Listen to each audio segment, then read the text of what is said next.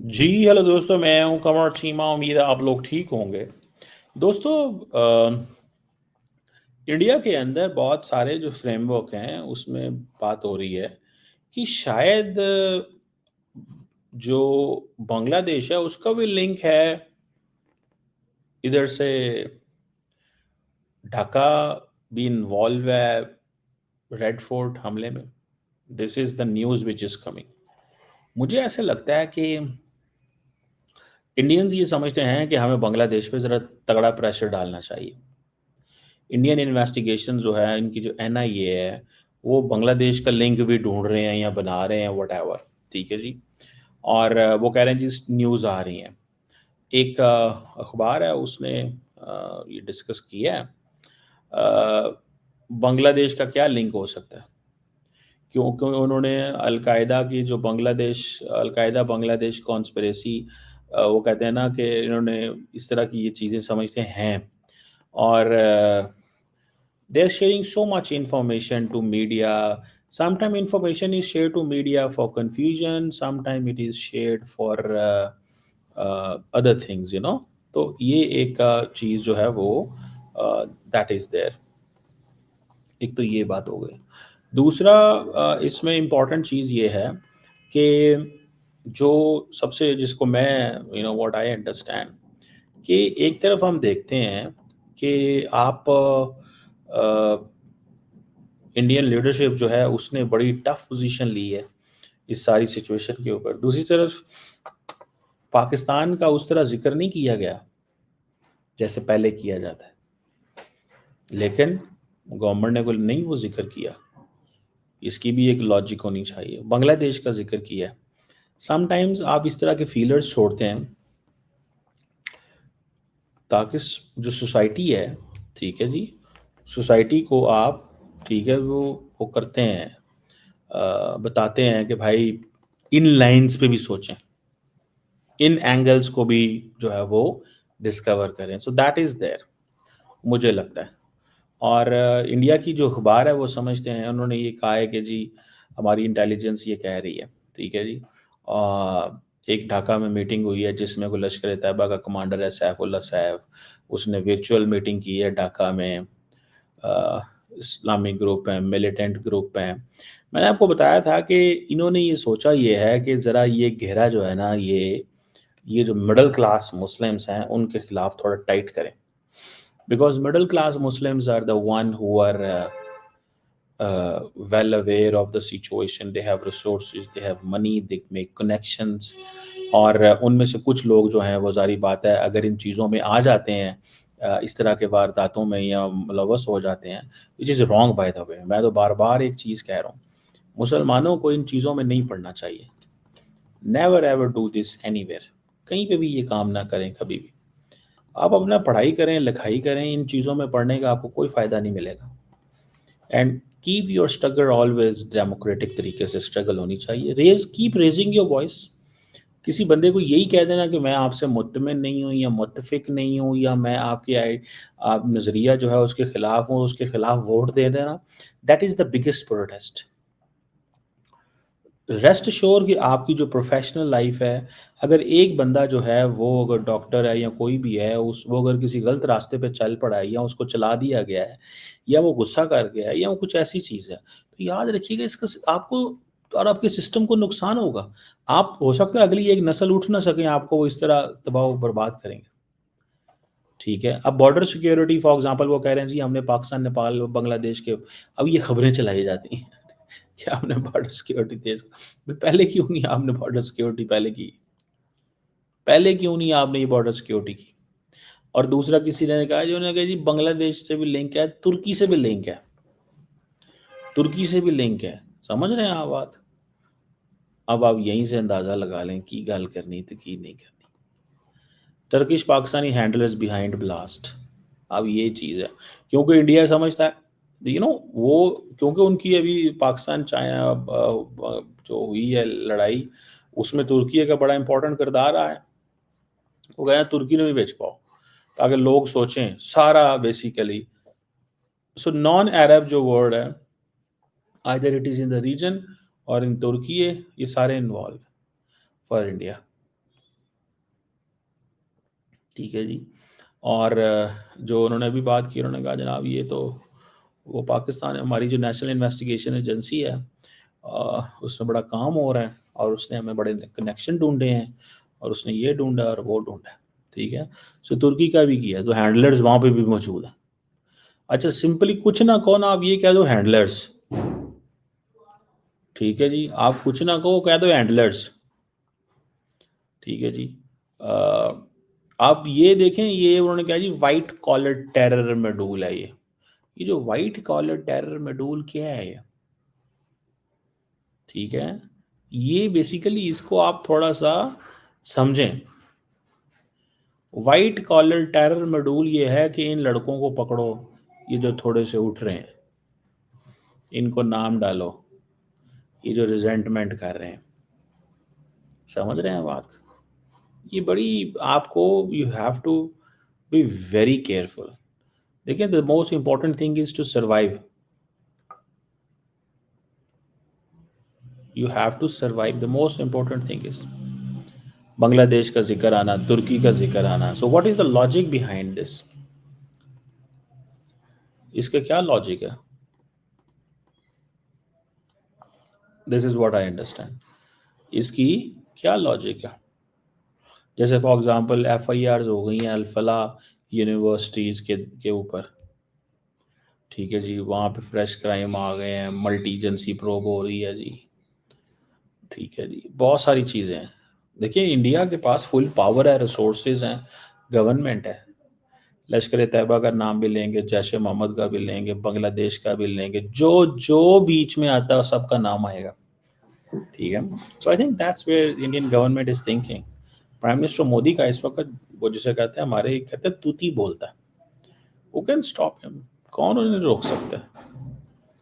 कौन उन्हें रोक सकता है और कौन उनके बारे में बात कर सकता है? ठीक है जी। दैट्स वन,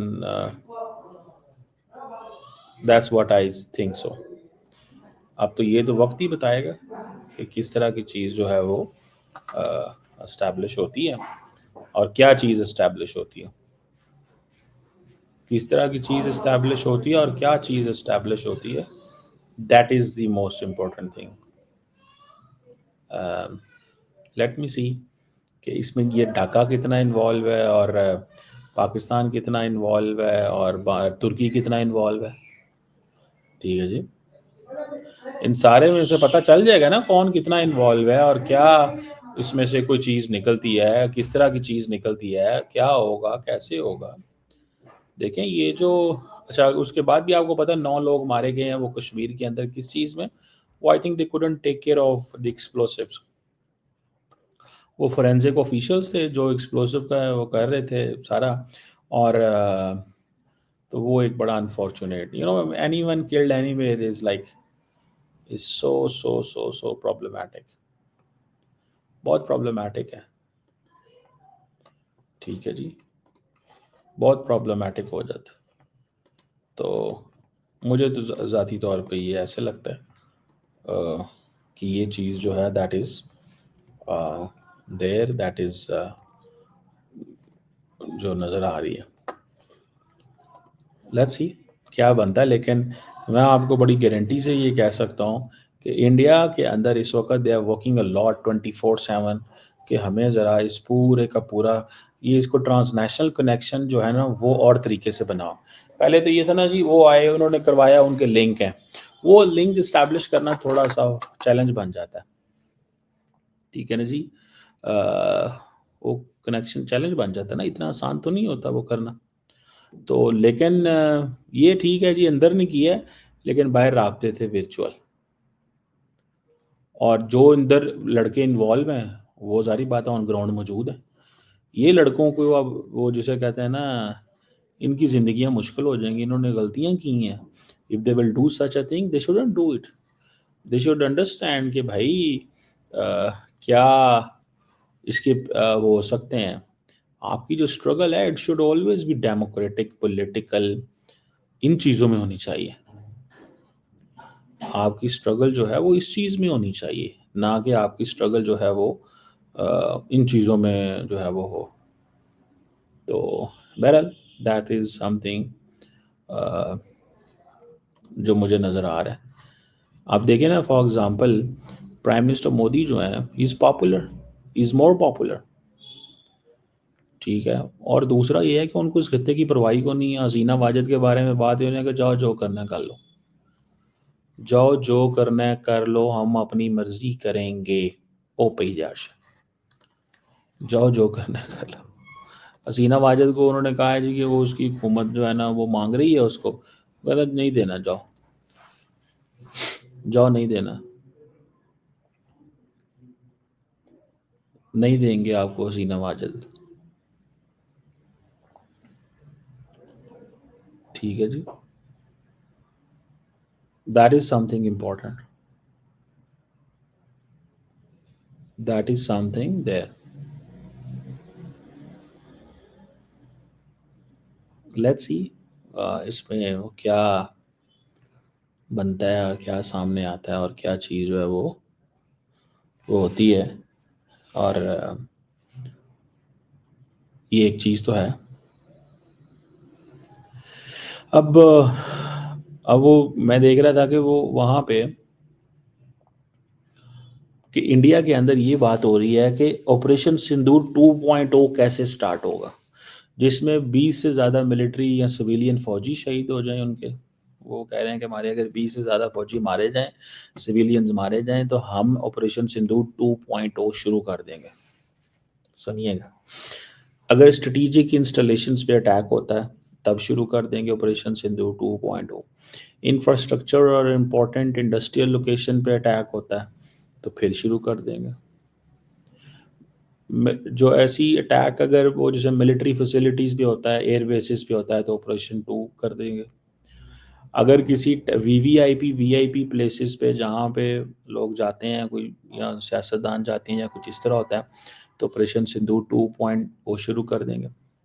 अगर गवर्नमेंट फैसिलिटीज़ इंफ्रास्ट्रक्चर पे हमला होता है तो ऑपरेशन 2 जो है ना वो हम सिंदूर 2.0 शुरू कर देंगे। अगर किसी रिलीजियस प्लेसेस पे हमला होता है एंड द थ्रेश होल्ड की 20 प्लस लोग मारे जाते हैं, तो हम ऑपरेशन सिंदूर 2.0 शुरू कर देंगे, ठीक है जी। That is there. अब अगर छोटे हमले होते हैं, छोटी ड्यूरेशन के होते हैं, तो सिंदूर 2.0 हो जाएगा, ठीक है जी। साइबर अटैक के हमले होते हैं, जिससे national electricity transport and financial होता है, 2.0 शुरू कर दे। मतलब ये कि इंडिया के अंदर कुछ भी हो जाए तो ऑपरेशन 2 हो जाएगा शुरू, सिंधु 2.0 जो है वो शुरू हो जाएगा। समझ रहे हैं बात?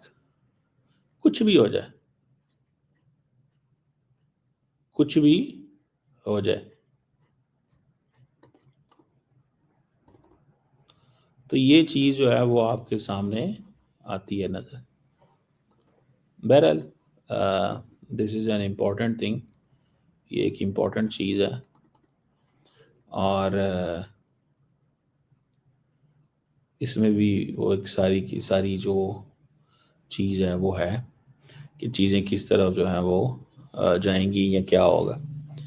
मैं आपको वैसे मज़े की बात बताऊं, the thing which I have realised, जिस चीज़ को मैंने रियलाइज़ किया है वो बड़ी अहम है,